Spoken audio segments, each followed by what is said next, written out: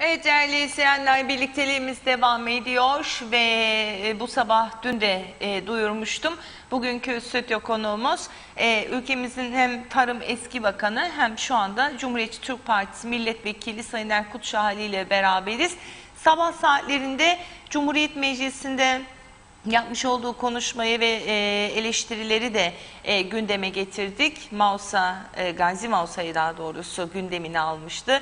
Serbest limandan tutun yapılan sınava, ayrıca Mausa Belediyesi'nde yaşanan kaynak sıkıntısına da değinmişti. Bütün bunları paylaştık, belki detaylandırırız ama gündemimizde tabii ki Cumhurbaşkanlığı seçimi var. Ayrıca bununla birlikte Sayın Akıncı'nın yapmış olduğu açıklamaların yansımaları var. Hem Rum basınında hem Türkiye'de hem adanın kuzeyinde. Diyalog gazetesi, Diyalog muhabirleri dün sokaktaydı. Vatandaşa sorduk. Siz ne düşünüyorsunuz bu açıklamalar ve bu siyasetin üst düzeyde yaşanan gerilimiyle ilgili? Onların verdiği cevapları da sizinle paylaştık. Sayın Şahali ile de tabii ki diyalog manşetini değerlendirmekle başlayacağız sohbetimize. Hoş geldiniz. Hoş bulduk.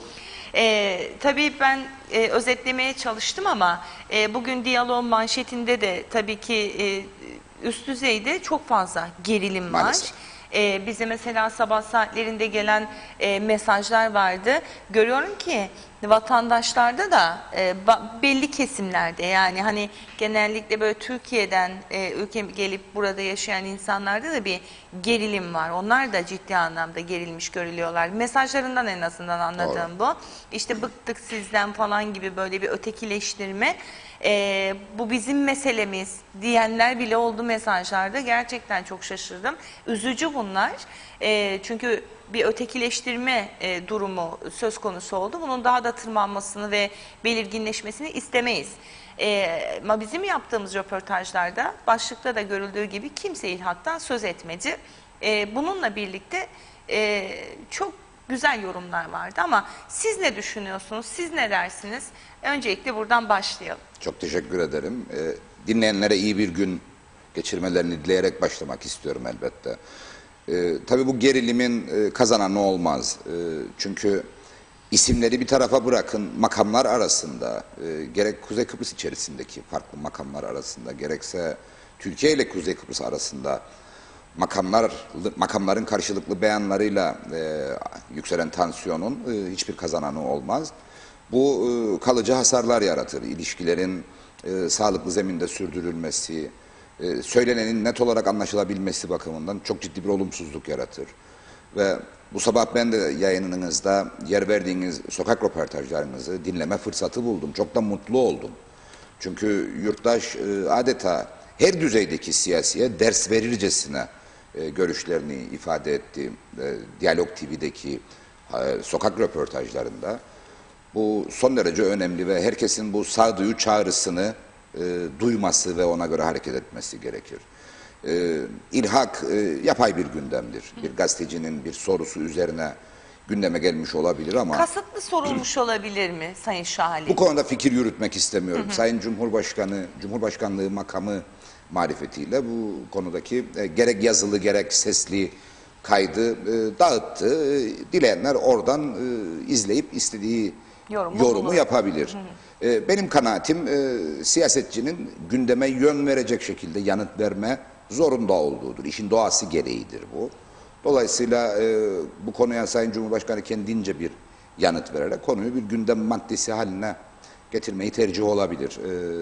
Ben öyle yapar mıydım? Ben öyle yapmazdım. Çünkü Kıbrıs sorununda Türkiye ile Kıbrıs'ın, Kuzey Kıbrıs'ın ayrılmaz bir birliktelik ihtiyacı vardır. Kuzey Kıbrıs'ın İngiltere ile bir arada olma, İngiltere ile konuşabilme ihtiyacı vardır. Yunanistan'la konuşabilme, görüşebilme ihtiyacı vardır Kıbrıs sorununda eğer gerçekten ilerleme arzusundaysak. Kıbrıs Rumlar bunu yapıyor. Bırakınız İngiltere, Yunanistan'ı, Kıbrıs Rumlar farklı düzeylerde, gerek işte hükümet düzeyinde, Sayın Anastasiadis'ten başlayarak aşağıya doğru, gerekse ana muhalefet düzeyinde Türkiye ile de konuşabiliyorlar. Daha 10 gün önce işte Güney Kıbrıs'taki ana muhalefet lideri Sayın Andros Kiprianou, AKEL Genel Sekreteri Andros Kiprianou, CNN Türk'te Türk kamuoyuna seslendi.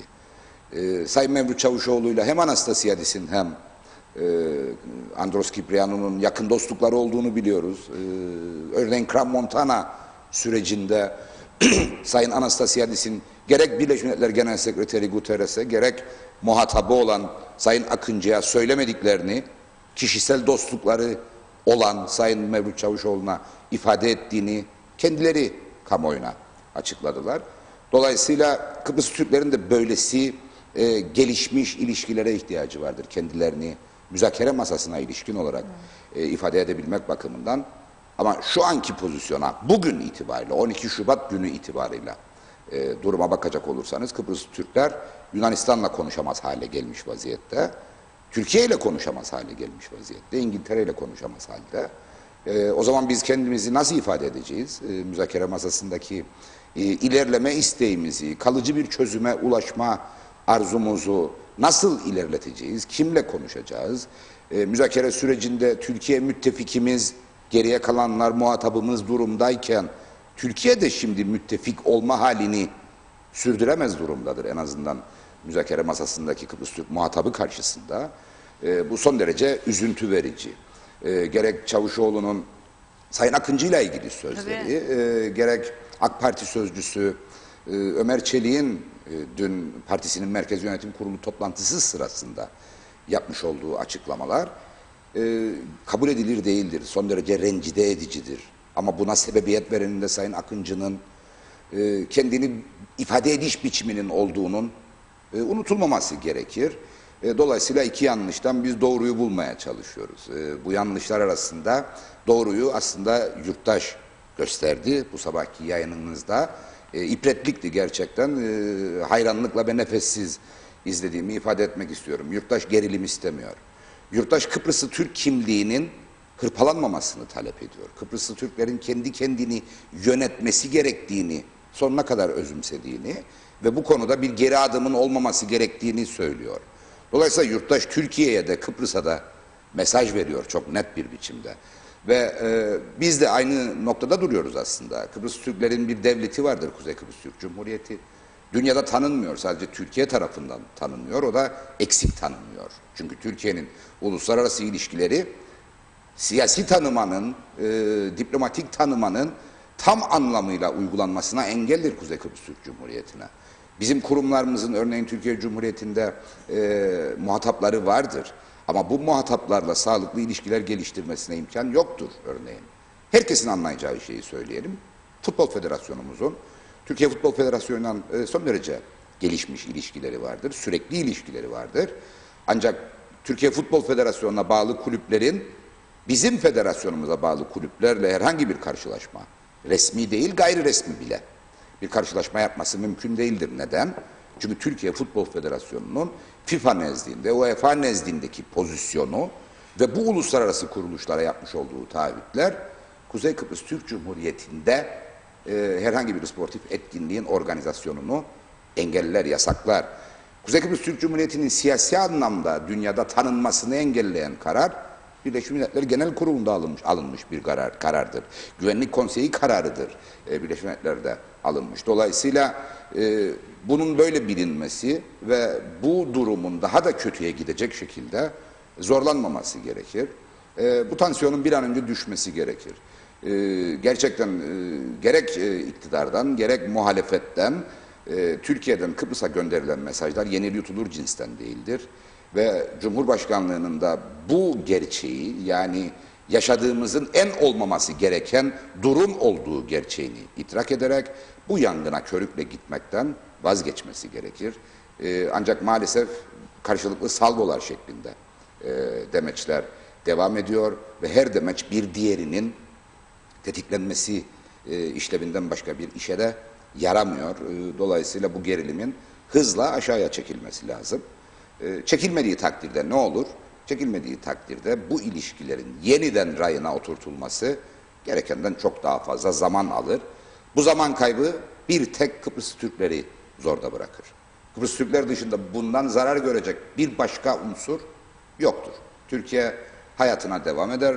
Türkiye bölgede yaşanan sorunların çözümüyle alakalı mücadelesi çerçevesinde devinimi sürdürür. Kıbrıs sorunu rafa kalkar. Çünkü Kıbrıslı Türklerle Türkiye arasında iletişimsizliğin, diyalogsuzluğun daha da ötesi çatışmanın sürdüğü noktada biz müzakere masası kurulsun diye çağrı yapmakta da imtina ederiz. Çünkü Türk tarafı dediğimiz bütün Kıbrıs Türklerden ve Türkiye'den oluşur. Türk tarafı eğer tek taraf halinde değilse o zaman müzakere masasının kurulması da çok anlamlı olmaz. Çünkü müzakere masasında 5 ana unsur vardır. Birleşmiş Milletleri dışarıda bırakarak ifade ediyorum. 3 garantör ve 2 Kıbrıslı taraf olmak üzere 5 tarafın mutabakatı ancak Kıbrıs sorununun çözümüne giden yolun kapısını aralar. 5 tarafın 5'i de ayrı telden çalarsa o zaman çözüm hak getire. Biz içinde bulunduğumuz siyasi ve ekonomik durumun Kıbrıs Türklerin hak etmediği bir durum olduğunu düşünüyoruz. Siyasi mücadelemizin ekseninde bu vardır. Siyasi olarak ve ekonomik olarak Kıbrıs Türkler bugün bulundukları noktanın çok ötesine gitmelidirler. Bunu hak ettiğimizi düşünüyoruz ve bu arzu ettiğimiz hedefi bizden uzaklaştıran koşulların da insani olmadığını değerlendiriyoruz. Dolayısıyla bu noktada Türkiye ile müttefik, karşılıklı yararı gözeten, ilişkileri kurumsallaştıran bir yapının yeniden tesisine ihtiyaç vardır. Bu yaşadığımız yapaylık bir an önce son bulmalıdır demek istiyorum. Özellikle yapaylık diyorsunuz ve tabii ki yurttaşın da gündeminde aynı şekilde yapaylık olarak görülüyor. Böyle bir gündem olmadığı söyleniyor. İlk açıklamada zaten Sayın Erhürman'dan gelmişti böyle bir gündem yok diye. Evet. Fakat bu noktada siyasetin içinde olduğunuz için sizin tecrübenize dayanarak bu soruyu sormak istiyorum. Sayın Akıncı bu yapmış olduğu üslupla veya işte kullanmış olduğu ifadelerle böyle bir gerilimin ortaya çıkmayacağını düşünecek tecrübesizlikte değil herhalde. Aynı yani görüşteyim. mutlaka bir tecrübesi vardır. Elbette. Hepimiz biliyoruz. Peki bunu neden yapar? Yani Kıbrıslı Türklerle veya işte Kıbrıs'ta yaşayan Türklerle artık kim nasıl anlamak istiyorsa herkes için doğru cümleyi kullanmaya çalışıyorum. Ve Türkiye'nin arasında yaşanabilecek, iki toplum arasında yaşanabilecek gerginlik kimin işine yarar ki? Yani sabah böyle de bir soru gelmişti. Yani bunu bundan kimin işine yarar? fayda elde edecek kimse yoktur. Sayın Akıncı'ya da bir faydası yoktur bunun. Yok mu diyorsunuz? Çünkü Elbette Rum yoktur. basınında mesela Rum siyasi partilerden sanıyorum Vatandaşlar İttifakı'ydı. Bunun tamamen siyasi bir manevra olduğunu söylüyor. Yani onlar mesela onlardan bazı Yani siyasi umarım partiler öyle de böyle değildir. görüyor. Umarım öyle değildir. Çünkü devletler arası ilişkiyi de Türkiye Cumhuriyeti Devleti ile Kuzey Kıbrıs Türk Cumhuriyeti Devleti arasındaki ilişkiyi de temelinden sarsan bir durum söz konusu şu anda.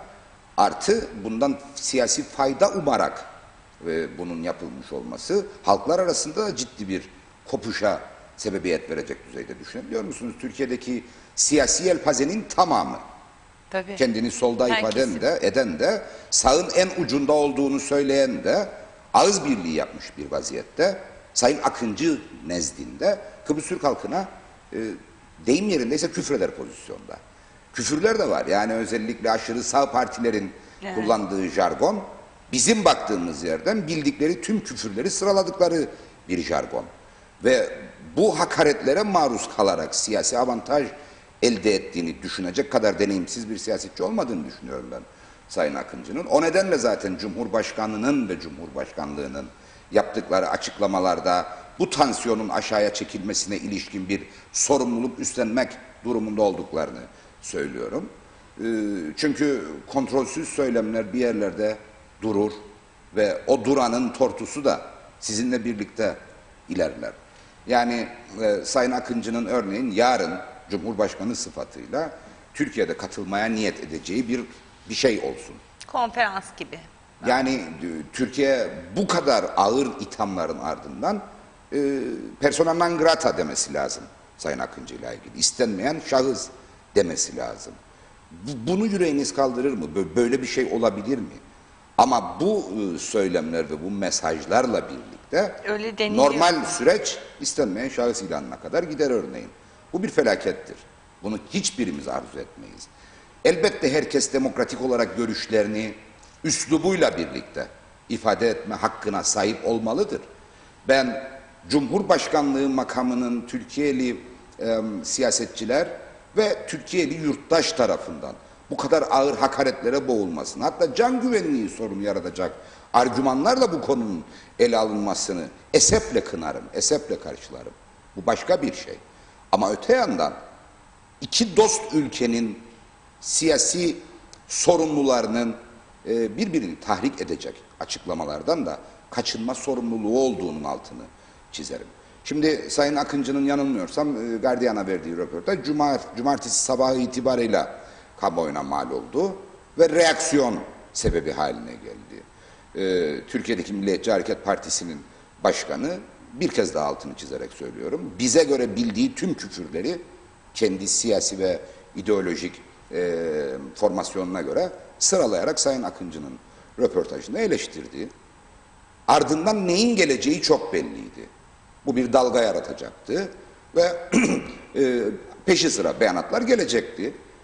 Sayın Akıncı'nın ikinci açıklamasında, bu konuyla ilgili cevabi açıklamasında daha izah edici ve teskin edici bir yaklaşım ortaya koymasını ben beklerdim. Deneyimine binaen üstlendiği sorumluluğun gerektirdiği hareketin bu olacağını düşünürdüm.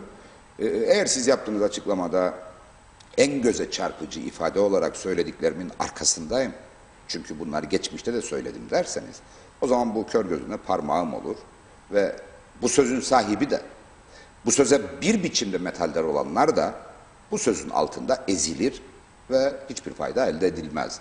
Çok ciddi bir zarara yol açmış olur. Biz bu noktada duruyoruz ve herkesi, gerek Kıbrıs'ta gerek Türkiye'de, herkesi soğukkanlılığa ve karşılıklı muhtaç, birbirimize karşılıklı olarak muhtaç olduğumuz gerçeğine uygun hareket etmeye çağırıyoruz. Düşününüz, Türkiye'nin Kıbrıs'taki varlığı Kıbrıs Türkler var diyedir. Kıbrıs Türkler bu adada eşit ortak olarak 1960 Cumhuriyeti'nin bir parçasıydılar. Bu eşitlik dengesi tam sağlanmamış bir eşitlik olduğu için zaten o Cumhuriyet 3 yıl yaşayabildi. Bu konuda biraz tarihten dersler çıkarmak lazım. Çünkü Kıbrıs Cumhuriyeti'ni kuran anlaşmaların en önemlisi Garanti ve İttifak Anlaşması'dır.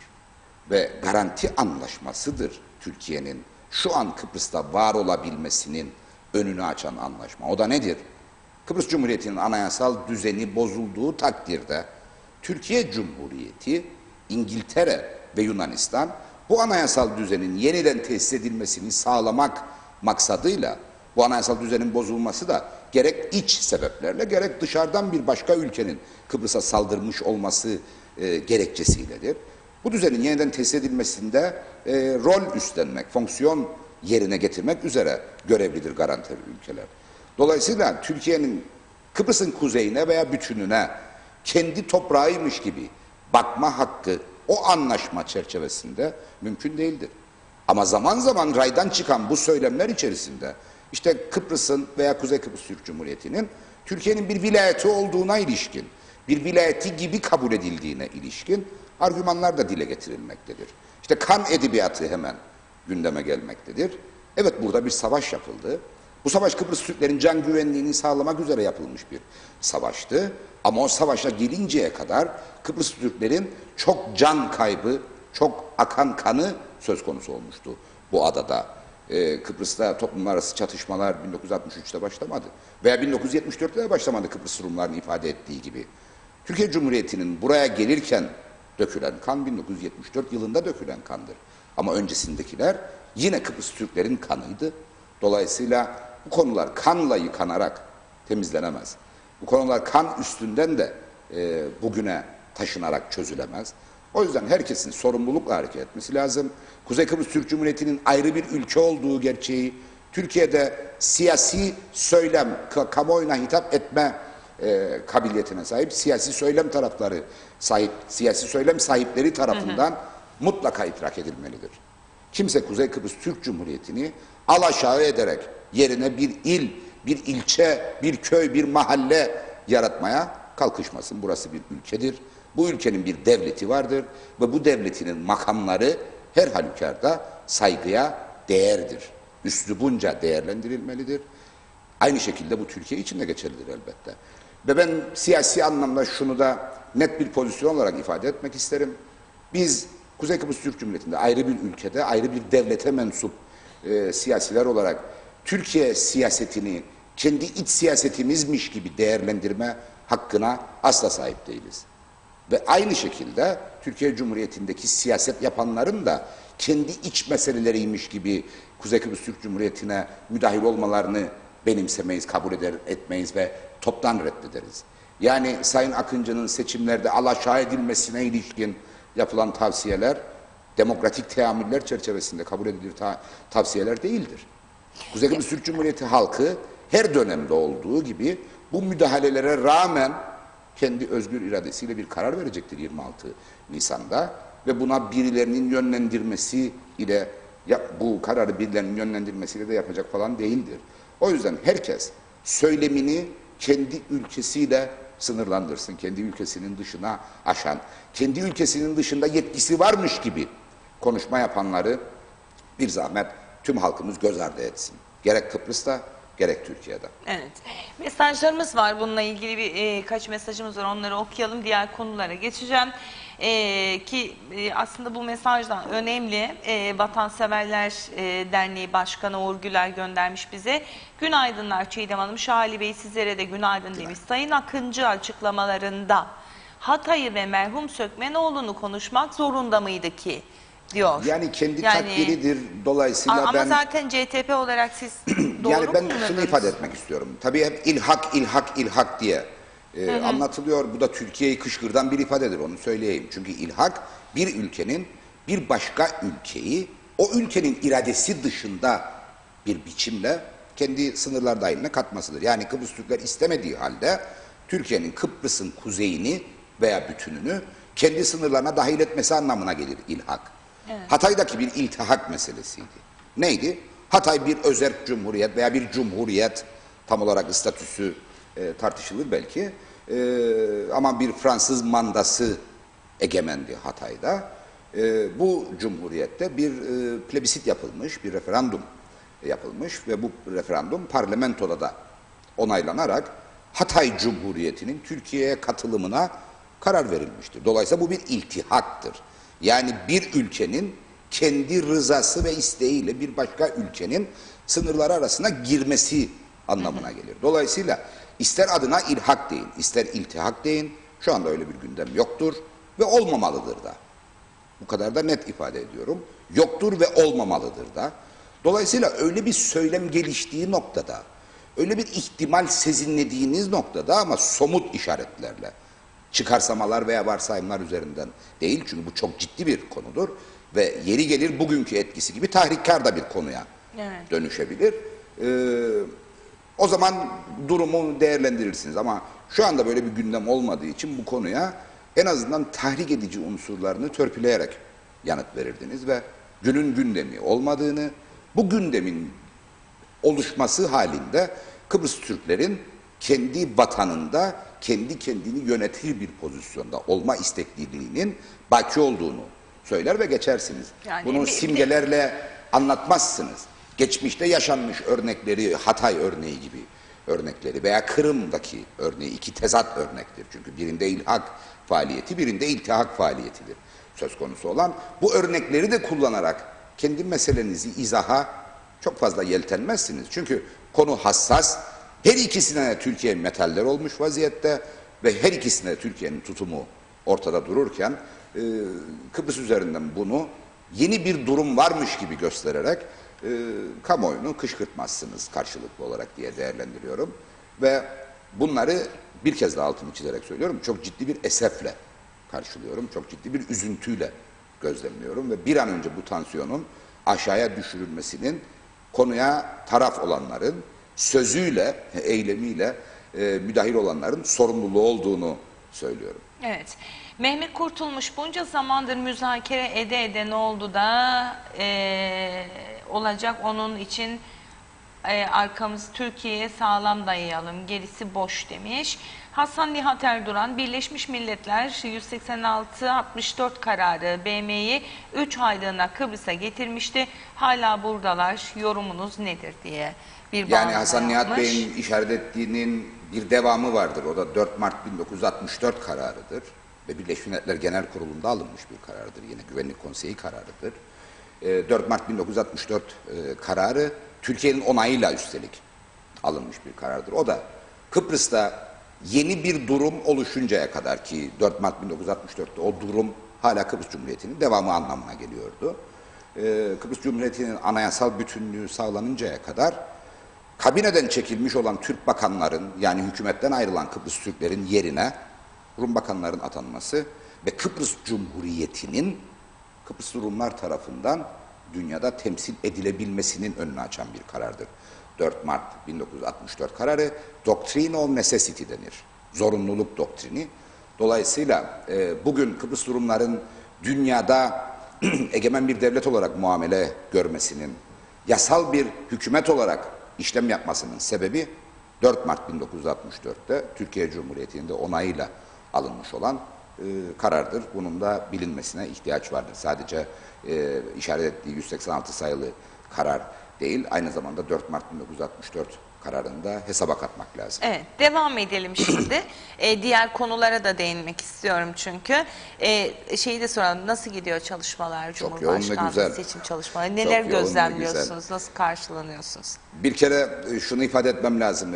Bu tansiyonun içerisinde arzu ettiğimiz gibi propaganda faaliyeti yürütemiyoruz. Çünkü biz kendimizi ifade etmek için propaganda yapmaya çok kararlıyız. Sayın adayımız, Cumhurbaşkanı adayımız Tufan Erhürman, Genel Başkanımız bu konuda pozisyonunu çok net ifade etti.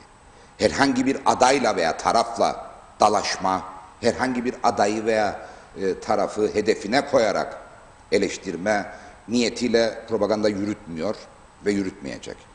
Ama tansiyonun bu kadar yüksek olduğu bir ortamda, herkesin aklına ilk geleni söylediği, hiç düşünmeden konuştuğu bir ortamda biz iki kere düşünerek konuşmak zorunda olduğumuzu düşünüyoruz. Bu da zaman zaman kendi propaganda içeriğimizi, kendimizi Kıbrıs Türk halkına ifade edeceğimiz biçimi bir miktar etkiliyor, olumsuz anlamda değiştiriyor.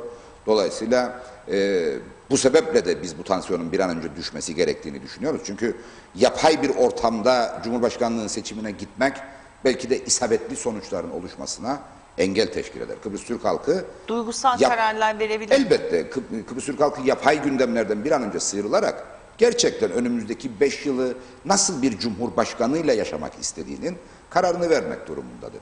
Elbette geçmişin bir değerlendirmesi yapılmalıdır. Başta geride kalan 5 yıl olmak üzere 1983'ten itibaren veyahut 1975'ten itibaren devlet olduğumuz zamandan itibaren neler yaşadığımızı, Kıbrıs'ta en önemli gündemi Cumhurbaşkanlığının bugüne kadar hep Kıbrıs sorununa çözüm arayışları olduğu, müzakereci olması nedeniyle, o zaman Kıbrıs Türk müzakerecisinin bugüne kadarki müzakere süreçlerini de dikkate alarak bundan sonra nasıl hareket etmesi gerektiğine ilişkin değerlendirmenin yapılabilmesi için yapay gündemlerin birazcık dışında kalabilmek ve kendi gündeminizle süreci ilerletmeniz gerekir. Biz onu yapmaya çalışıyoruz her şeye rağmen ve diyoruz ki Cumhurbaşkanı özellikle federal çözümün mümkün olan tek çözüm şekli olduğunu sonuna kadar idrak etmeli. Neden bunu söylüyoruz? Çünkü Türkiye Cumhuriyeti örneğin Crans-Montana sonrasında federasyon harici çözüm ihtimallerinin masada olması gerektiğini söyledi.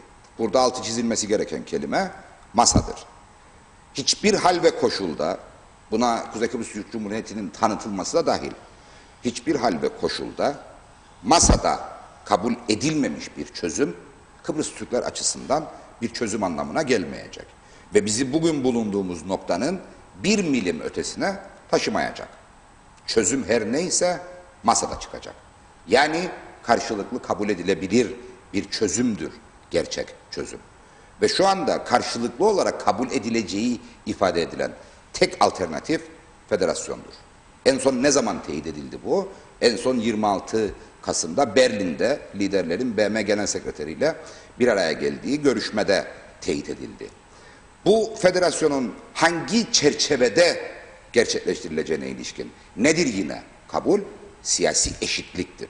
İki bölgelilik, iki toplumluluk ve toplumların siyasi eşitliğine dayalı bir federasyon. Bu eşitlik ne zaman tanımlandı? Bir kez daha altını çizerek söylemek gerekiyor. Bu eşitlik 1991 yılında ilgili Birleşmiş Milletler kararıyla tanımlandı ve hem Anastasiadis ki Crans-Montana'da siyasi eşitlik konusunda arıza çıkardığı için aslında çözüm ıskalanmış oldu. Bugün Kıbrıslı Rum sağduyu sahibi yazarlar bile bunu net olarak söylüyor aslında. Crans-Montana'da toprak ve garantiler de konuşulduğu için çözüme ulaşılmıştı. Ancak Anastasiadis'in siyasi eşitlik gibi hiç beklenmeyen ve çok önceden aslında temize havale edilmiş bir konuda arıza çıkarması üzerine çözüme ulaşılamamıştı. Dolayısıyla Kuzey Kıbrıs Türk Cumhuriyeti'nin yeni Cumhurbaşkanı'nın bir kere federal çözüm konusunda samimiyetle uğraş verecek ve bu konuya gönülden inanmış birisi olması gerektiğini anlatıyoruz. Ve Kuzey Kıbrıs Türk Cumhuriyeti çözüme ulaşıncaya kadar da elbette Kuzey Kıbrıs Türk Cumhuriyeti Anayasası'nın Cumhurbaşkanı'na verdiği yetkilerin tamamının mutlak suretle kullanılması gerektiğini ifade ediyoruz. Bugüne kadar Kuzey Kıbrıs Türk Cumhuriyeti Cumhurbaşkanlarından sadece müzakere yapması beklendi. Müzakerelerin durduğu noktalarda da inzivaya çekilmesi istendi. Ve Cumhurbaşkanları da ağırlıklı olarak o şekilde davrandılar. Sayın Akıncı'ya yöneltilen eleştiriler arasında biliyorsunuz işte köy köy geziyor olması, festivallere gidiyor olması yer alır. Onları yapmamalı mıdır? Elbette yapmalıdır. Ama müzakerelerin olduğu zamanlarda bunları daha az yapabilir elbette yoğun mesaisi nedeniyle. Müzakerelerin olmadığı zamanlarda bu sosyal hareketler, sosyal etkinlikler dışında yapılması gereken yığınla anayasal görev vardır. Sayın Tufan Erhürman propagandasında işte o görevleri anımsatıyor ve bu görevlerin Kıbrıs Türk halkı için ne kadar önemli olduğunu ifade ediyor. Çünkü 40 yılda 41 hükümet değişen Kıbrıs Türk halkı buna karşılık 40 yılda 5. kez Cumhurbaşkanını seçmeye hazırlanıyor. Bunun anlamı nedir? Bunun 5. Cumhurbaşkanını seçmeye hazırlanıyor. Bunun anlamı nedir? Cumhurbaşkanlarının başladığı gün ne zaman biteceği belli olan istikrarlı bir 5 yılı vardır önünde çalışmak için. Hükümetler kurulduğu gün bozulmaya başlar. Çünkü hükümeti kurarız, ertesi gün herkes fal tutmaya başlar. Kimisi bakla falı açar, kimisi kahve falına bakar ve der ki bu hükümet şu gün bozulacak, 3 vakte kadar bozulacak vesaire. Ama Cumhurbaşkanı için örneğin 26 Nisan'da seçeceğimiz Cumhurbaşkanı'nın görev süresi 2025 Nisan ayının son çeyreği. Evet. Bu kadar nettir. Dolayısıyla arada bir kesinti yoktur.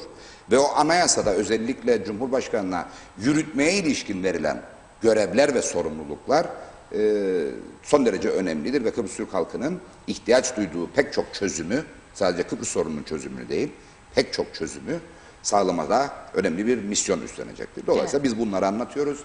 Gözleminiz nedir derseniz anlattıklarımıza karşı çok yoğun bir anlayış ve destek var yurttaştan.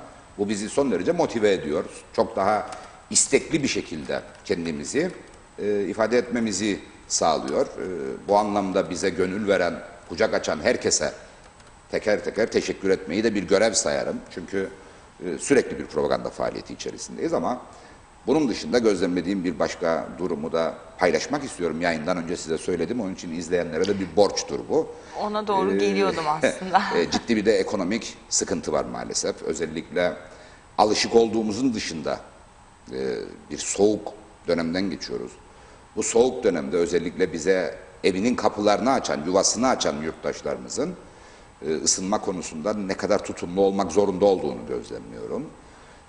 Yıllardır siyasetin içerisindeyim. Yıllardır yurttaş bize yuvasını açar ve bizi evinde ağırlar. Kendi özel alanında misafir eder.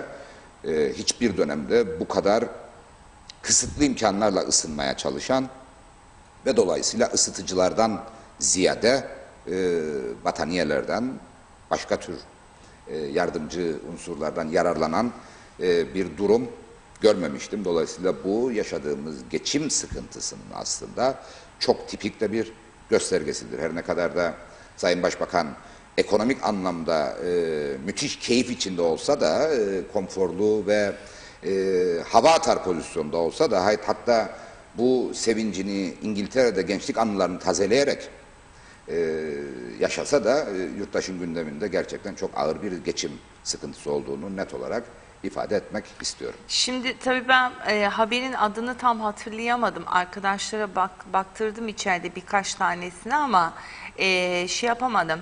Sizin mecliste Sayın Tatar'la tartıştığınız bir haberdi. Onu haberleştirdim. Sayın Tatar kürsüyü terk etti. O kadar gerildi. Konu pahalılıkla ilgiliydi sanıyorum. Doğru. Ekonomik krizle ilgiliydi. Ve şöyle dediniz, böyle başa böyle tıraş dediniz. İlk defa sizden duyduğum bir cümleydi. Genelde diplomatik bir dil kullanıyorsunuz. Yani hatırlar mısınız Sayın Başbakan'ın kürsü konuşmasını? Hatırlıyorum işte, arkadaşlara da söyledim. Şuydu söylediği, konu, tam haberi çok da adını. nevi şahsına münhasır bir tavırla söylemişti Sayın Başbakan. Onu ekranda taklit eder gibi görünmek istemiyorum ama son derece dinamik vücut hareketleriyle faizler düştü mü? Düştü. Evet. Döviz düştü mü? Düştü. Brent petrol düştü mü? Düştü. Daha ne istersiniz? Dedi. Evet. Ben de şunu sordum kendisine. Faizlerin düşmesindeki etkiniz nedir? Faizler niye düşer? Faizler iki sebeple düşer. Bir, sizin ülke ekonominiz, ülkede ürettiğiniz mal ve hizmetler, ihtiyaç duyduğumuz kaynakların ötesine geçer. Dolayısıyla bir para bolluğu olur. Faizler aşağıya düşer. Dolayısıyla insanlara daha uygun imkanlarla nakit sağlarsınız, kredi sağlarsınız. Faizler bu şekilde düşer. Döviz niye düşer? Döviz aynı şekilde kendi para biriminizin ekonomik performansı yer bir yerindedir. Diğer para birimlerine göre sizin para biriminiz sizin ekonominizden dolayı değer kazanmıştır. Dolayısıyla döviz düşer. Brent petrol niye düşer? İki sebeple düşer. Ya talep azalmıştır. Petrol ithal eden ülkelerde bir talep gerilemesi olduğu için fiyatları aşağıya düşürerek talebi canlandırmak için uğraşırsınız. Ya da üretim fazlası olur. Talepte bir değişiklik yoktur ama üretimde bir artış vardır. Dolayısıyla ürün pazarda bolardığı için fiyatı düşer. Şimdi ben sordum, faizler bolardı diye, faizler gerilesin diye ne yaptınız? Örneğin Merkez Bankası'ndaki rezervlerden mi piyasaya sürdünüz ki faizler geriledi? Hiçbir fonksiyonunuz yok. Peki siz kendi para biriminiz yok, kendi para politikanız yok. Döviz nasıl düştü? Siz mi düşürdünüz? Diye sordum. Ve üstelik Brent petrol ne yaptı KKTC örneğin çok ciddi bir alım yaparak talep mi yarattı veyahut alımlarını durdurarak petrol piyasasını dengesini mi bozdu ki Brent petrol düştü? Hiçbir şey yapmadınız. Siz hayal alemindesiniz. Dolayısıyla bu kafayla hiçbir şey olmaz. Böyle başa böyle tıraş ifadesi tam da yerindeydi. Yerinde olduğu için Sayın Başbakan yanıt vermek yerine, kendini ifade etmek yerine kürsüyü terk etmeyi tercih etti. Buldunuz mu? O mu? Arkadaşlar baktı, buldular. Evet o. Sayın Şali'nin içinde olduğu bir haberdi. Sanıyorum o haberdi. Bir izleyelim İzleyecek o haberi. miyiz? Hatırlamak istiyorum. Ben taklit etmek istemedim Sayın Başbakan'ın hareketlerini. O yüzden izlersek Ama yani çok daha iyi olur. umarım şeyi bulmuşuzdur. O kadar çok meclis haberi yapıyoruz ki acaba doğru mu diye bir bakalım. Meclis Genel Kurulu'nda tarım politikaları tartışıldı. Sebze meyvedeki pahalılığın yanı sıra et fiyatlarının da fahiş oluşu gündeme geldi. Konuyla ilgili söz alan CTP Milletvekili Erkut Şahali hükümete yönelik eleştirilerde bulundu. Hesaplı fiyatlarıyla bilinen bir marketimizde domatesin kilosu 12 liraydı. Salatalığın kilosu 17 liraydı. Patlıcanın kilosu 20 liraydı. Patatesin kilosu 7 liraydı. Kabağın kilosu 18 liraydı. Sayın Başbakan, bu fiyatlarla beslenmek kolay bir şey değildir. Faizleri düşürdünüz, petrolü düşürdünüz, dövizi düşürdünüz. Bir zahmet bu fiyatlara da el atınız. Tarımda durum budur. Bir yandan üretimin devamlılığını sağlarken, üreticinin üretimde kalması için çaba sarf ederken, öte yandan tüketicinin satın alınabilir fiyatlarla gıda maddelerine erişimini sağlamak gibi bir yükümlülüğü vardır. Ama bizdeki an itibarıyla görevdeki bakanlık sadece bakmakla yetiniyor. Şahali et fiyatlarına da değindi. İşin kolayına kaçıp popülist davranarak fiyatları aşağıya çekeceğim. O yüzden ithalatı gerçekleştiriyorum. Ticari bir işlem değildir. Toprak ürünleri vasıtasıyla bu ithalatı gerçekleştiriyorum diye bir açıklama yaptı. Bu açıklamanın yapıldığı gün ithal ürünlerin pazara düşmüş olması gerekirdi. Düşmedi. Bakanlık belli ki kış uykusunda sadece konuşmakla yetiniyor ve bu ithaletin gelme ihtimali karşısında yaşanacak olan şu anda yaşanmaktadır. Fiyatlar daha da yukarıya tırmanıyor. Şahali'nin eleştirileri üzerine Tarım ve Doğal Kaynaklar Bakanı Dursun Oğuz söz aldı. Oğuz hükümetin süresine işaret etti. Şahali'ye görevde olduğu günleri anımsattı. Başka bir vekil arkadaşım bu eleştirileri yapsaydı derdik ya tamam. Yani biri demez mi, sormaz mı Erkut Bey, ya sen 2 dönem bu ülkede Tarım Bakanlığı yaptın. Bu mezbahalar bugünün sorunu mu? 40 yıllık sorunu Erkut Bey 2 dönem geldi. Ha şöyle dese ben halledemedim, siz halledin, tamam.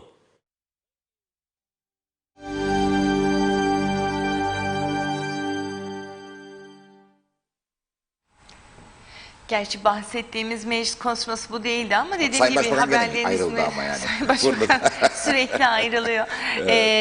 Dün de meclis konuşmanızda yine atıf yaptınız. Başbakan da Elbette. İngiltere'de diye. Elbette. Bu şey mi, devlet bütçesinden mi ödeniyor bu Yani masraflar? öyle olduğunu tahmin ediyorum.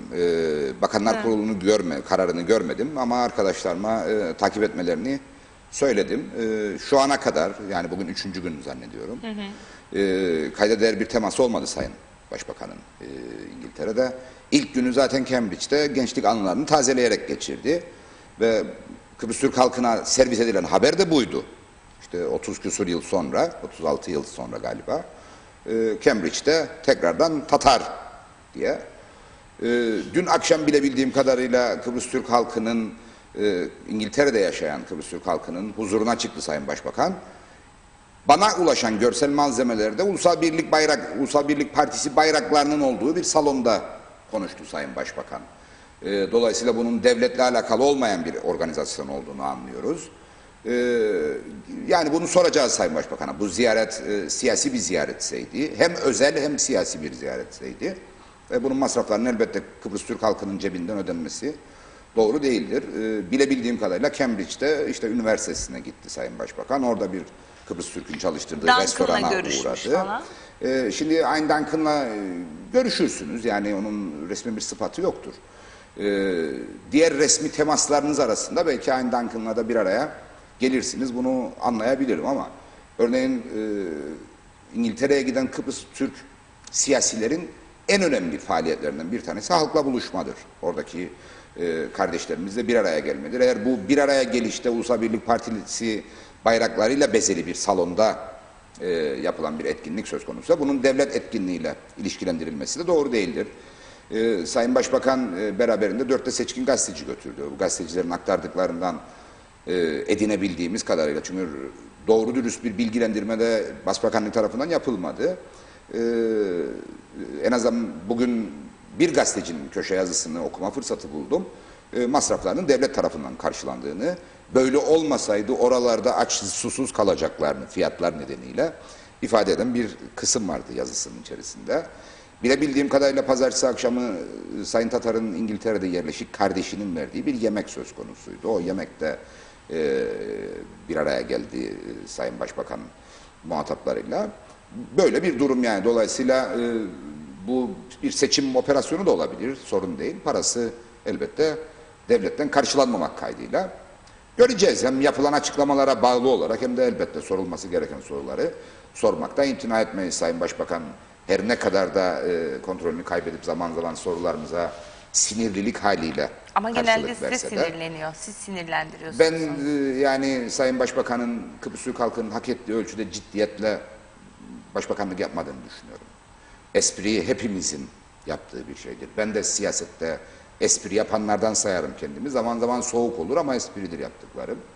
Ama ciddiyetle yapılması gereken işleri de gayri ciddi tavırlarla ele almış olmak bize ve halkımıza çok da saygılı davranmamış olmak anlamına gelir. Yani çok net soruyorum. Döviz düştü mü? Düştü. Faizler düştü mü? Düştü. Brent petrol düşmedi mi? Daha ne istersiniz diyen bir başbakan, üstelik Cambridge'de ekonomi eğitimi almış bir başbakan benim gözümde konuya ciddiyetle yaklaşan bir başbakan değildir. Bu kadar net. Dolayısıyla Sayın Başbakan'ı kızdırmak için değil ama Sayın Başbakan'dan başbakan gibi davranmasını beklediğim için bu tavrımı sürdürmeyi düşünüyorum, onu söylemem Yani o gerekiyor. genelde size kızıyor benim gördüğüm kadarıyla. Meclis çalışmaları takip ettiğim için onu görüyorum. Şimdi Sayın Rakel, vay derdimiz lira lira lira diye bir mesaj göndermiş. Diğer mesajları da hemen okumak istiyorum Memnuniyetle. müsaadenizle. Yani lira kullandığımız para birimidir, dolayısıyla Yok. lirasız yaşam mümkün değil. Keşke ekonomideki hakim para birimi de lira olsaydı. Yani Türk lirası o kadar istikrarlı olabilseydi ki kimse dövizle fiyatlandırma ihtiyacı hissetmeseydi elbette bu ülkede. Dolayısıyla derdimiz elbette lira. Metin Marasali, Sayın Şahali'yi İngiltere'den açıklamıştı. Seçme hakkı verilecek diye, seçme hakkı verilirse kontenjan içinde seçilme hakkı da doğmaz mı diye bir soru sordu. Sayın Tatar'ın dünkü İngiltere'de beyanatında öyle bir yerleşik. şey Elbette. vardı. Yani seçme seçilme hakkı bir bütündür. Seçme hakkına sahip olanların seçilme hakkına illaki sahip olması gerekmez ama seçilme hakkını kısıtlayan şeyler kriminal meselelerdir. Yani milletvekilliğinde yok ama örneğin cumhurbaşkanlarının üniversite mezunu olması gerekir. Ve bir de yüz kızartıcı suçlardan mahkum olmamış olmak her halükarda seçilme hakkının kullanılabilmesi için şarttır. Eğer yüz kızartıcı bir suç yoksa ortada kimsenin oy verme hakkı olan hiç kimsenin seçilme hakkına engel olamazsınız. Dolayısıyla Sayın Başbakan tehlikeli sularda yüzüyor. Yani İngiltere'de yaşayan Kıbrıs Türklerin bu konuda ciddi bir ısrarı vardır. Seçme ve temsil edilme konusundaki talepleri vardır. Şimdi temsiliyet noktasında bir açılım söz konusu olacaksa sadece İngiltere ile sınırlı kalması da eşitlikçi olmaz. Türkiye'de de çok sayıda Kanada'da yerleşik da var. Kıbrıs Türk vardır. Kanada'da, Avustralya'da vardır. Dünyanın farklı ülkelerinde vardır, farklı yoğunluklarda. Dolayısıyla bunun nerede duracağını kestirmek çok kolay değildir. Kanaatim şudur ki mevcut yasal düzenleme bu ülkede yerleşik ve sürekli ikamet edenlerin bu haktan yararlanmasına ilişkindir ve bu ülkenin dinamikleri bakımından da doğru olandır. Kuzey Kıbrıs ciddi anlamda göç veren bir ülkedir ve öyle bir noktaya gelmesi çok muhtemel olur ki Kıbrıs'ta yaşayanların Kıbrıs'ın gerçeğinde yaşamını sürdürmeye çalışanların belki de iradesinin ortadan kalkacağı bir durumla karşı karşıya kalırız.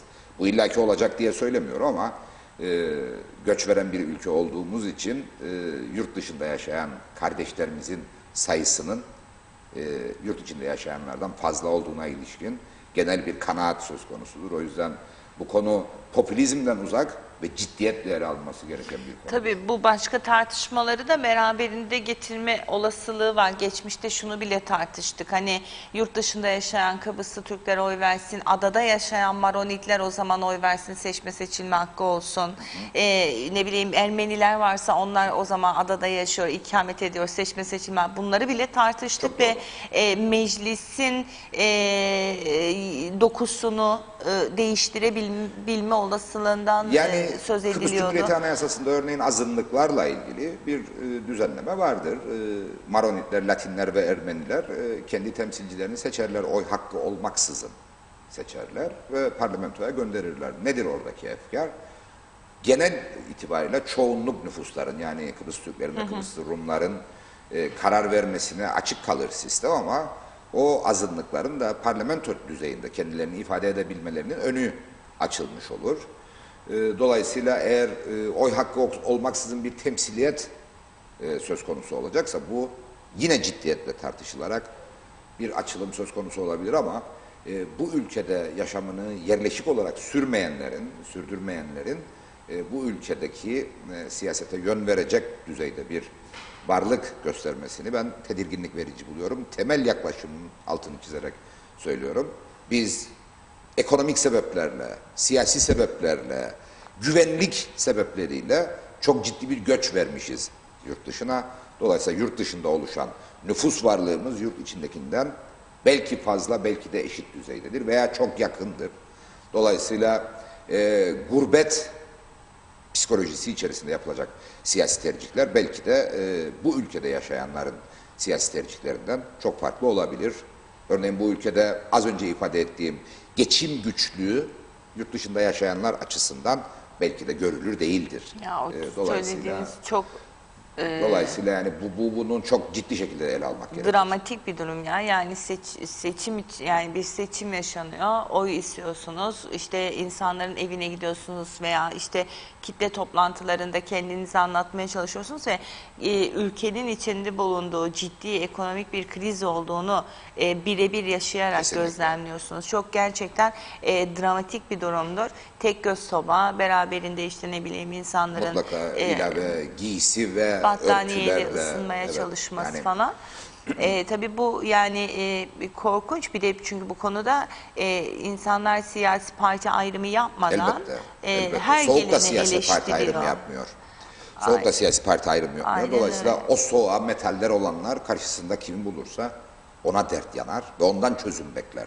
En önemlisi de bu. Ve bu beklentiyi istismar edenlerin de varlığı siyasette bizim için ayrıca bir üzüntü sebebidir. Bunu da belirtmeden geçemem. Yani o ihtiyaçlılık halini siyasi avantaja döndürmeye çalışan yaklaşımları da hep gördük ve görüyoruz. Demokrasisi yeterince gelişmemiş toplumlarda buna daha sık rastlanır. İşte bunun örneği nedir? Çuvalla kömür yardımıdır, yakacak yardımıdır veya elektrik faturasına katkı amaçlı yardımlardır. Biz de yaşadık, yaşıyoruz. Dolayısıyla umuyorum ki demokrasiyi hırpalayacak bu tür tırnak içinde manevi girişimler söz konusu olmaz da herkes objektif bir biçimde siyasetle kendini ifade eder. Yardımcı unsurları kullanmaz. Evet.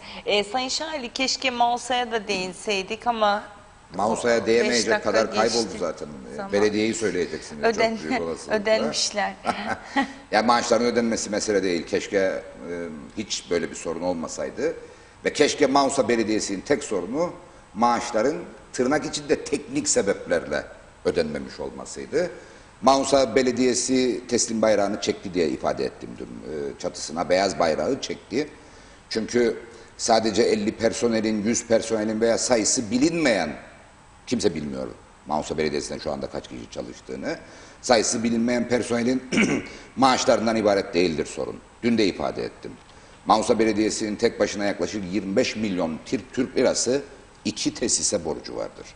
Atık su arıtma tesisi yaklaşık 700 bin euroluk bir borç yüküyle çalışmaktadır. Özel bir işletme tarafından. Oradaki işletme sistemi işlet devret şeklindeydi. Avrupa Birliği'nin hibe ettiği bir tesisti. İşlet devret ihalesiyle özel sektör tarafından çalıştırılmaktadır. Şirketin alacağı yaklaşık 700 bin eurodur. Denizden içme suyu arıtma projesi, tesisi yine özel sektör tarafından yap işlet devret yöntemiyle çalıştırılan bir tesistir. Belediye bu tesise de yaklaşık 1 milyon dolar borçlu vaziyettedir.